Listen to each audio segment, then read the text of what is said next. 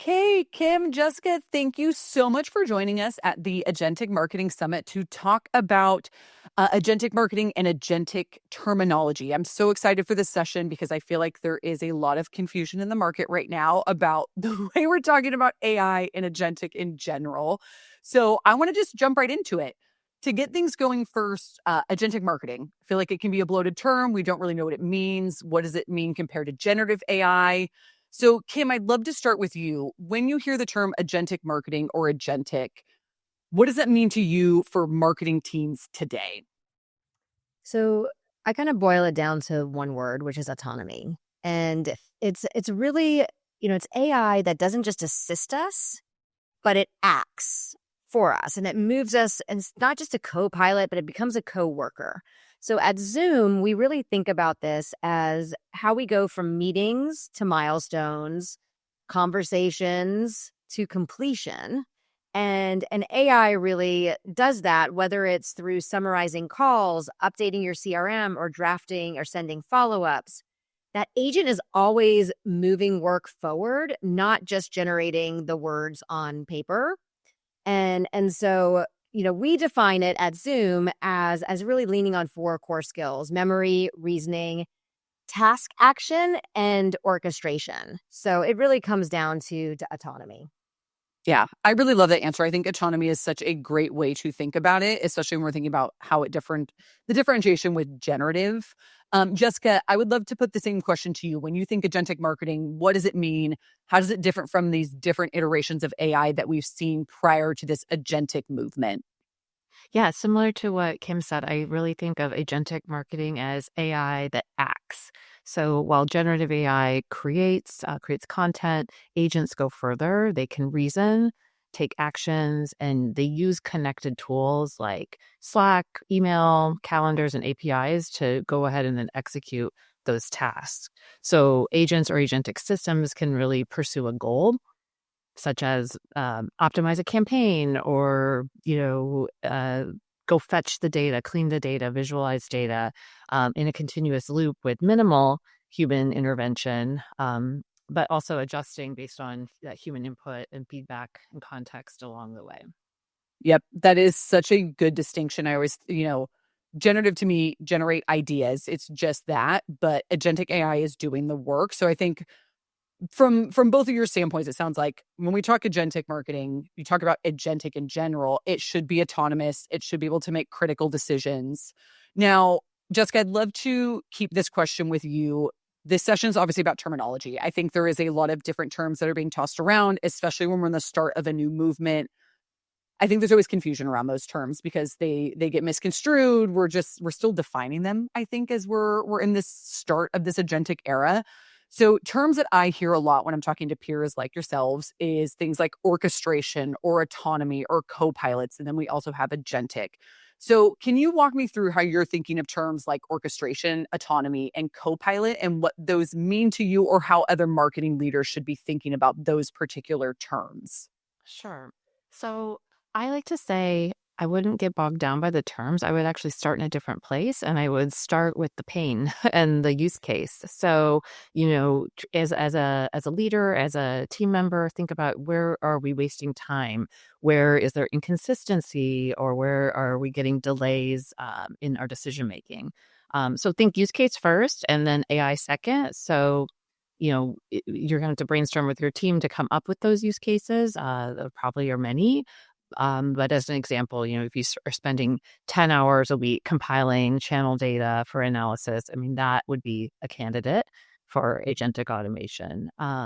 So I think with any tool, it's only as useful as you can first scope the problem, whether that is the solution becomes an agent, a co-pilot, a chatbot. I think it's just beware of shiny object syndrome and just buzzwords, just anchor everything in a use case and ultimately a business value. And Yeah, I always think absolutely. to myself, like, AI doesn't care about our silos and functions, right? AI thinks in workflow. And so we have to start thinking in workflow. So we're not solving a content problem, right? We're solving a workflow problem that content happens to be part of. And so ultimately, orchestration is really like conducting a symphony. And you've got to keep all these different pieces moving and every section in harmony in real time. And that means, to Jessica's point, like you're thinking about the use case, you're thinking about the workflow, and you're making sure all these pieces are working in concert. And ultimately, we don't want to replace our musicians, but we want to expand what's possible and make everything work seamlessly together so that the outcomes are faster, better, etc. And our customers feel that. As marketers, like that's our goal, to be the voice of and the voice to the market. And so we have to, like, we get so caught up in all of this AI washing, and really at the end of the day, it just comes down to identifying the business value through use cases and workflows. Yeah. Kim, I absolutely agree with that. Now, I think one of the things that gets conflated quite a bit is when we think co-pilots versus agents. So and maybe Kim, for you, how do you differentiate between that co-pilot versus an agent? Is that autonomy that we talked about earlier? Is that the differentiation between those two terms, I guess? That's how I would think about it, right? The co-pilot is your assistant. It's somebody that's sitting next to you, helping you be a better version of yourself. Mhm. And the agent is the one that is solving your problems, right? Imagine if you could call customer support at enter the airline of your choice and have a problem, and whether that agent is a human or it's AI, it solves your problem, it rebooks your ticket, it gets you on the right flight at the right time, and is able to move you through that process faster. We've all been there. We've all spent hours and hours on the line with both AI and with those human agents. But as those virtual agents and agentic AI get better, we start to see a world where we are able to move into a task completion state more seamlessly. That makes sense. Also think Okay. pilots as like kind of like modern day Clippy. So remember the Clippy in Word, like that actually are trying to help you along the way. It's just a different kind of configuration of that chatbot interface. But to what Kim was saying, that agent and agentic AI is that next step. It's that full action, and outside of just that conversation and helping within the context of a particular tool. And what's interesting for Zoom, right, is we do have we have AI companion that is that assistant. It has more context because it sits with you in your meetings. It has access to, all of those hours of meetings that you spend every day on Zoom. But in this last iteration of AI Companion 3.0, which we just announced at Zoomtopia in September, we actually announced a truly agentic AI. So it's also can be that evolution where it gets you to those quality results faster with more proactive assistance and powerful agentic skills. And that helps you optimize your time and uplevel your work, and it turns every conversation into truly like an actionable business outcome. But there is an evolution to that as well. We started with that companion, and now it's truly evolving into agentic AI. Yeah, I really like that differentiation. And I know we went through a similar evolution here at Qualified with our own product where we had our co-pilot functionality that was assisting SDRs as they had conversations. It was, suggesting language or adding things in. And then we evolved into this agentic where we're like, do we even need it to ride shotgun with these humans, or can it run autonomously like we talked about previously? So, Kim, I think we've seen a very similar product evolution. I'll pile on. At Ninja Cat, where we saw similarly started with a co-pilot that we were using embedded in our reporting analytics, where customers would go to help summarize reporting, just kind of generate output of a key points or some executive summaries from a report.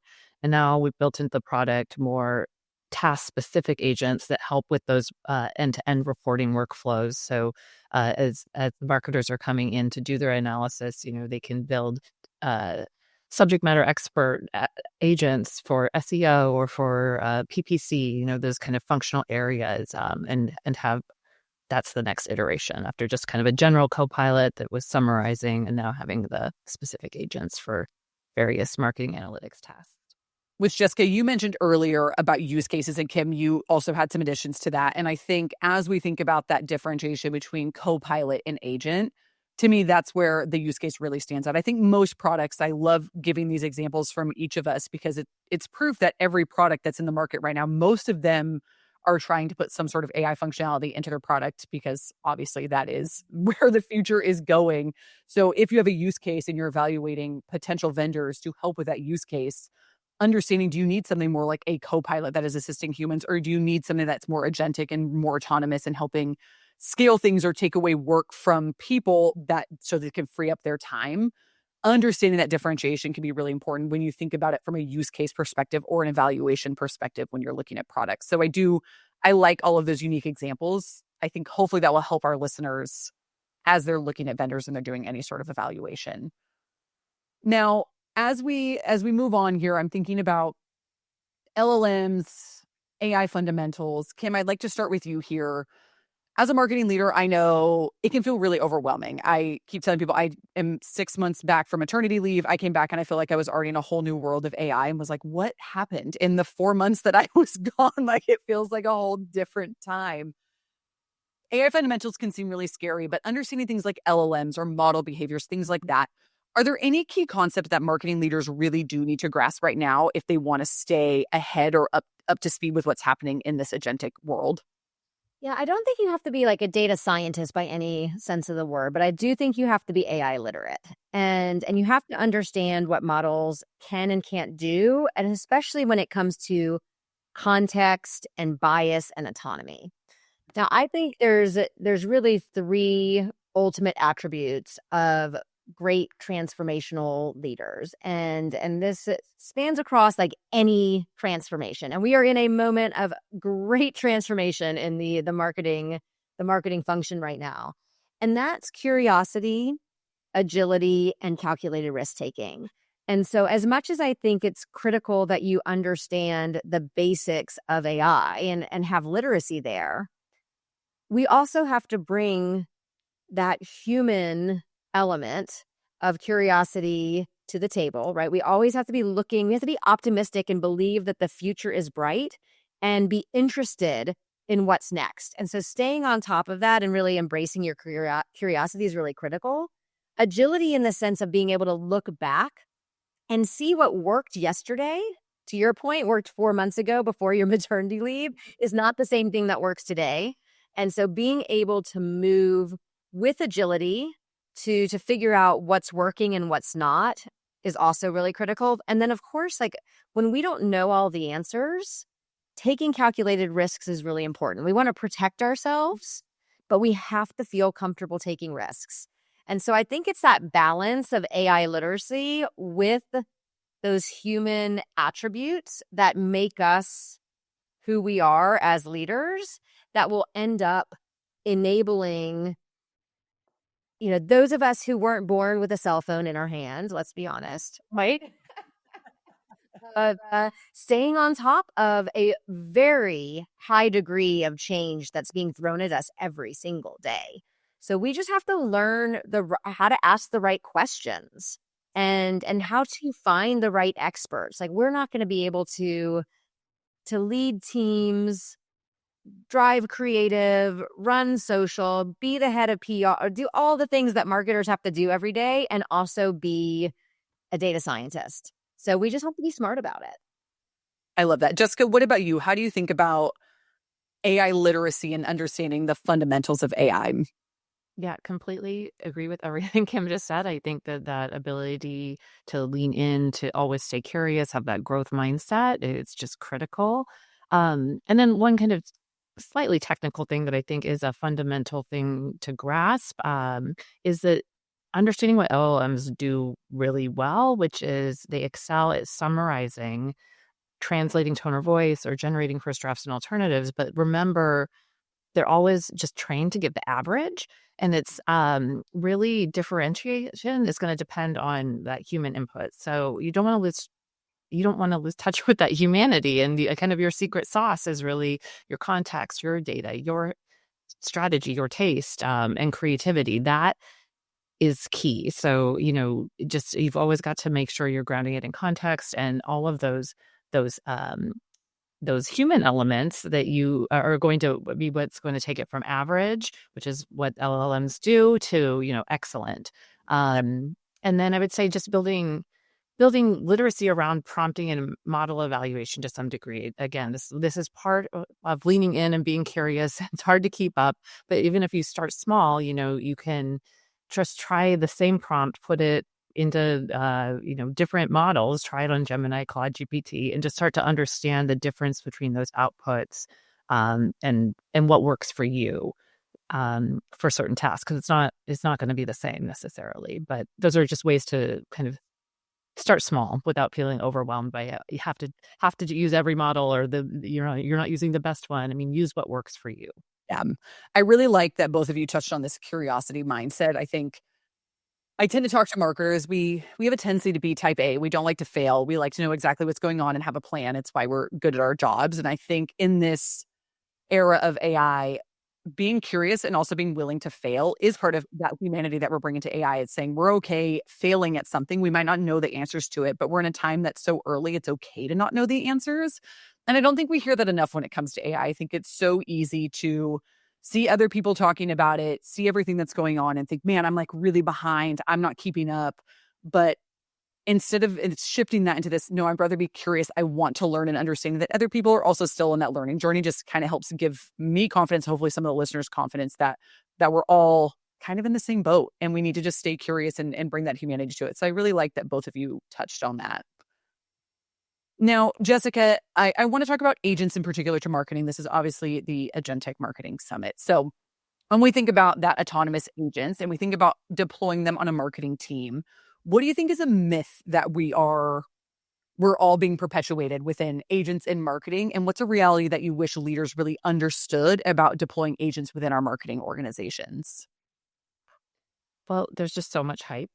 And so I think that it's hard to say one myth, but I'll give you kind of two that I think are, what I see the biggest ones. So myth one is that agents are just going to work, out of the box, or there's some like magic wand and agents are, going to take over our jobs. I mean, the reality is that they need a lot of context and configuration and training, just like any employee or team member. That onboarding, that training, that context absolutely matters. And then myth number two is the idea that it's, a nice to have or just something that, you can ignore. I mean, I think if you're probably here at this summit, you realize that you can't ignore this. Like, this is going to become essential, for teams and for efficiency and scale. And especially, as a smaller team or resource constrained teams, like, this is something you gotta start learning about. And it's not something far in the future. You got to start to learn it now. And this is the moment, as Kim said. You've got to take those calculated risks. I like to say, be brave. Test. It's not a time to be overwhelmed. Just your goal should be iteration, not perfection. Just try some things in a measured way, and learn fast. Yeah. Kim, what about you? What's a myth that you think we're all hearing as marketers and when we think about agents in our marketing teams? Well, I mean, I think the biggest one that we see every day is that agents are replacing humans, and while I think it is great clickbait. So it's easy to write an article with a headline, and we are going to see some of that, but we're starting to even see it now come back. Right? It doesn't work in this current day and age, and with marketing in particular, where marketing is such an art and a science that I don't think that we should look at agents as a replacement for the creativity and context that human marketers bring to the table. I think those agents are really going to scale our humans, but I don't necessarily think that AI slop is the future of marketing that we all want to see. And so buyers and prospects are humans, and there will still be an element of art and science that we need to bring to the table. So I want that, AI to help us stay focused on the work that moves the strategy forward. And I want it to be the thing that helps scale me and my team. but I'm not convinced yet that we're going to see, massive replacement of marketers. Yeah, I agree with that. Yeah, absolutely. Now, I was really excited about this panel because Kim, you obviously bring a wealth of expertise from an enterprise side. And then Jessica, you're in more of a growth stage company over at Ninja Cat. So for this particular discussion or this question, I want to just talk about AI strategies at two different stages of company because we'll have listeners, I'm sure, on this at this summit that are going to be from all varying sizes and where they're at in their AI journeys. So, Kim, starting with you, how do you think about employing AI agents or AI strategies at your enterprise size organization? But alternatively, what do you wish that you could bring on from like that growth stage mindset that you think enterprise companies could adopt more into their AI implementations within their organization? So I would love to have less tech debt and legacy technology that I'm trying to integrate with. So I think that's the biggest challenge, right? We just did a study with Upwork around how solopreneurs in particular are leveraging AI. And it was amazing to see. I think it was 90% of them are seeing a return on investment on their AI usage already, right? I mean, can you imagine in the enterprise if we saw an ROI of that magnitude? And so, us as enterprises, right, we want to focus on control, and startups, solopreneurs, they get to really focus on velocity. And Yep. so, I do have a little bit of jealousy, especially in this AI world, of being able to build with a blank slate. But the reality is, right, we have to build something at scale, kind of like while we're flying the plane. And so that means that we have to think about scaling safely. We want agents that act fast, but are always in alignment with human intent and our brand integrity, because our brand is our most valuable asset that we have. And so for us, like, we can learn agility from our growth peers. Like, we could look at these smaller organizations, and that can help us learn ways to implement fast and iterate, similar to the agility that we were talking about before. But what is really exciting from an enterprise side is that we do have the power of our brand and the power of our scale behind us. So starting with those, like, you don't want to be kicking the tires, under a desk somewhere, and piloting things that you can't pull into production or at scale, but working with your cross-functional teams, whether that's your chief data officer or your CISO or your IT team, and coming up with those use cases and workflows that can be, implemented in the current tech environment in which you live in an enterprise safely. It's really fulfilling. And so when you can get it right and you can bring that cross-functional team together to get it right, you really see the magic happen, because the ability to make the impact is there. But it is hard, because you do have a lot of legacy, whether it's people, processes, or technology that you're trying to work around. Yeah, absolutely. Jessica, what about you? From a growth company's perspective, what do you think you're able to do really well from an AI standpoint? But alternatively, what would you like to implement that enterprise companies are able to do when they think about AI implementations within their organizations? Yeah, so I think that for growth stage teams and small teams like mine, we have an advantage of relatively low bureaucracy and ability to move quickly. There is that agility, that velocity that Kim alluded to. And I think that that allows us to try a bunch of stuff without a lot of blockers, but also, test and figure out what skill sets, can round out teams or things that we might not have been able to have the resources for before. So AI can kind of fill some of those. Well, they weren't even holes. They were things that we couldn't have before, but now we can, leverage AI in ways that augment our small team to punch above our weight and to have skills, expertise, and programs that we would not have been able to, and we're able to do those things much more quickly in ways that we wouldn't have been able to before. On the flip side, I think enterprise has that rigor, the data governance, that compliance and orchestration layer that is just not usually present in most growth stage teams. So I think that foundational layer of like that enterprise data discipline is something that growth stage teams can learn from, because that data becomes a competitive advantage if it's structured and organized in a way that AI can be layered on top, as opposed to just data as an analytics afterthought. And so, yeah, I think that both can learn from each other, the velocity of growth stage and that structure from enterprise. Need the balance of both. Absolutely. Now, the last question I have for both of you, I think, there's a range of people that are attending this summit, whether they're individual contributors that are looking to up-level their skills or maybe move into a role that's more AI focused, or marketing leaders that are on this summit that are really thinking about what's the future of my team look like? How can I help up-level current people in my organization who want to be more AI forward? Jessica, starting with you, what do you think are some like roles or skills that are going to be imperative for any teams that want to be agentic first?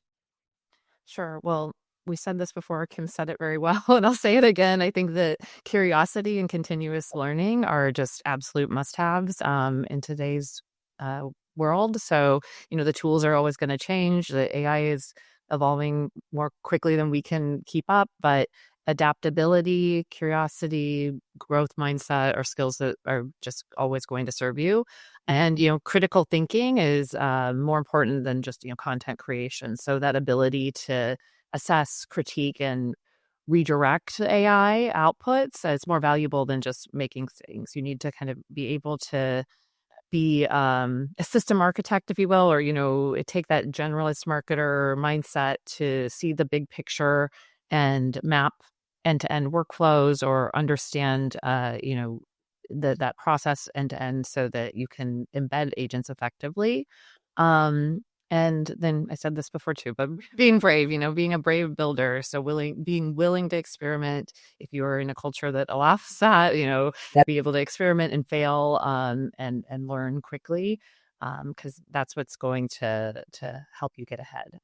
The agents can do average, but being brave enough to put your expertise on the line with that agent to come together and deliver, exceptional results. Yeah, I think that's such an undervalued, I guess, strength of people is the ability, again, to fail and to be brave about it and to go in and be willing to put themselves out there, especially in this AI world where it's also new. But say, like, hey, a lot of people don't know what's going on. I'm willing to go out there and be brave and test this and fail at this and learn from this, and also put themselves out there, because if you're going to do it well, you have to be willing to be a little bit vulnerable with your team and say, like, hey, I failed at this. This didn't work, but here's what we're going to learn from it. And I think that is, yeah, it's going to be a very valued skill of people that are willing to be honest and vulnerable about that failure, but helping their team learn along the way. Kim, what about you? What are some skills or roles that you're thinking about as you look at your current team and how you want them to be more agentic first? So I think you're going to start to see marketing roles that are not necessarily the traditional functional roles that we've historically seen. So I think you're going to see more of those orchestrator or architect type of roles coming into play. And so being flexible with what you think about your career journey, and being open-minded to understanding what leaders are looking for when they write a job description that's, has the word orchestrate in there. What does that mean? And understanding what that means from a change in how you think as a marketing functional leader. I do think, to Jessica's point, systems thinking is going to be really critical, because again, people have to start thinking about guiding autonomous workflows, not necessarily just executing a campaign. Right. We will see that shift to a workflow mentality. And I think you're going to see less of a content creator and a campaign manager and an integrated marketing manager. You're going to see more of that orchestration across the workflow. So I think hybrid marketers, those generalists, which Jessica was kind of referencing, is going to be really critical as we're thinking about how agentic AI plays into all of the functions that we own as marketers.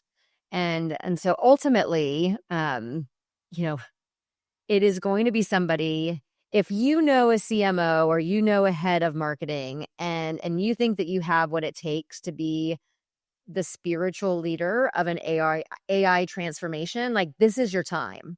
Yeah. Right? Because all of this at the end of the day is a cultural shift within an organization. And the organizations that are seeing this come to life and are seeing it drive ROI for their function and for their business are ones that have figured out the change management. And so I'm always looking like, who is going to be my spiritual leader of this AI transformation? Because it can't be a top down approach. I have to be leading the charge, absolutely. But it has to be something that is happening across that working level and have change champions within the organization who are leading the way and bringing people along with them. So, if that is to me, like if you work with a marketing leader right now and that's something that you're interested in, raise your hand, because that's going to be a job that will be so valued as we continue to figure out what's the role of agents, what's the role of humans, what's the role of co-pilots, because it's all going to come together. Our CEO always likes to say, who are my drivers? Like, I want someone to jump in the driver's seat and be the person that's driving this forward. And I agree, Kim, that I feel like this is the perfect time, if this interests you and you're excited by it, to be that driver at your company and really step into that role. Well, The new Kim, marketing guru. I feel like that's the new marketing guru. absolutely. Well, Kim, Jessica, thank you so much for joining us here at the summit. You both were named one of our 30 top agentic marketers to watch for good reason. I feel like you just are such a wealth of knowledge. Please go follow Kim and Jessica both. I feel like you guys are doing such an amazing job of leading from the front as we think about AI in our organizations. So thank you so much for joining us today.